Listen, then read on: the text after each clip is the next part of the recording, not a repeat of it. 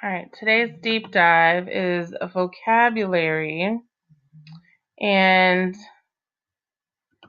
within your vocabulary, we're going to look at initiated, exhorted, and coerced. But before we get to those three specific ones, we're going to work with a few other ones to kind of build up to that. So I want you to look at these words I've got listed here: unconcerned, irresponsible, reckless, lighthearted.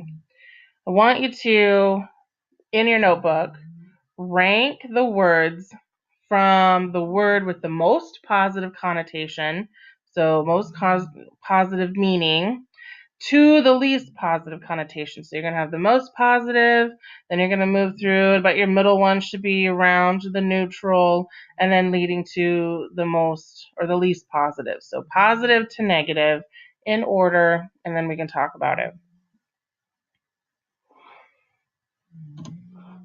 All right, hopefully yours is kind of like mine, at least in the order that you've ranked them. Your reasonings might be a little different, and that's okay, but I wanted to give you some ideas, or at least something to compare to. So if I was ranking them, I would put the word lighthearted at the top. I would say it has the most positive or happy connotation because it makes me think of someone who is happy or carefree. Next, I would put unconcerned because I feel like it's fairly neutral.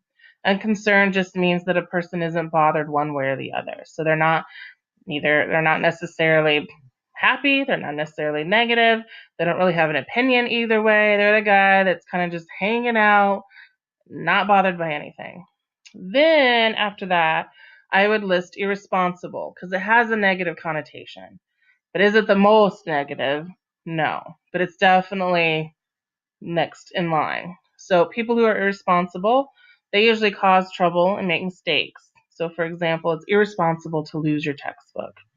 And then the last one I put is reckless because I find that reckless is far more negative than even being irresponsible. Irresponsible is something you can fix. Recklessness, not so sure because you put people in danger. So I'd say that reckless is the most negative because when someone is reckless, they cause danger. For instance, it is reckless to drink and drive.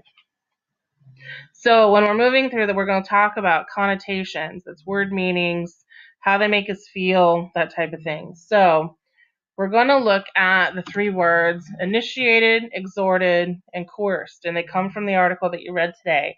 So initiated is in paragraph 7, exhorted is in paragraph 4, and coerced is in paragraph 11. I want you to review the definitions that I hope you have from when. But if you don't have the definitions, definitely do the definitions of initiated, exhorted, and coerced. Hopefully you got those from earlier in the activities that we did. If not, make sure you do it now. But I want you to kind of think about which word has more positive connotation, initiated or coerced. And then the second one, I want you to think about which word do you think has a more negative connotation, initiated or exhorted. So I'm just having you look at them in pairs, not necessarily in the three. All right, if it was me, I would say that initiated has the most positive connotation of the three because it means to cause something to begin. The something isn't necessarily good or bad, and so the word is fairly neutral. Exhorted is slightly more positive than coerced because coerced involves violence and threats, whereas to exhort just means to strongly encourage. So a person could use negative ways to pressure someone, but not necessarily always. So based on your definitions and our little bit of discussion there, I want you to fill in the blanks using the three words that we have used today. So you've got the young man blank, a conversation with the woman across the table, the guard's blank, a confession from the prisoner, and her counselor blank, her to stand up to the bully. And so hopefully you placing them in the correct spot will help us understand or reveal that you have an understanding of the connotations of words. And this will become something that we use later. If you have the right answers, your first blank should be initiated. So the young man initiated a conversation.